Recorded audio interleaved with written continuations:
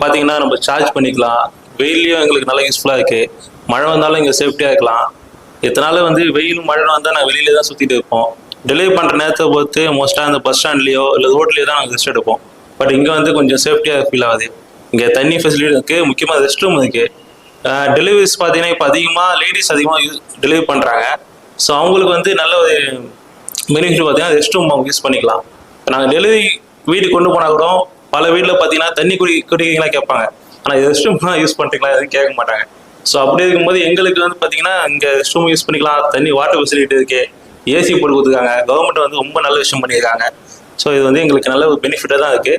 இன்னும் இதுபோல் இன்னும் நல்லா பண்ணாங்கன்னா நிறையா பண்ணாங்கன்னா டெலிவரி பண்ண எல்லாமே நல்லா யூஸ்ஃபுல்லாக இருப்பாங்க. ஸோ இது எங்களுக்கு மட்டும் இல்லை, இந்த ஓலா ஊபர் டெலிவரி பண்ணதுக்கும் நல்லா ஒரு பைக் டாக்ஸி பண்ணுறவங்களுக்கும் இது நல்லா யூஸ்ஃபுல்லாக இருக்குது. இல்லை இப்போ வந்து உங்களுக்கு மெயினான ஒரு பிரச்சனை வாஷ்ரூம் சொன்னீங்க.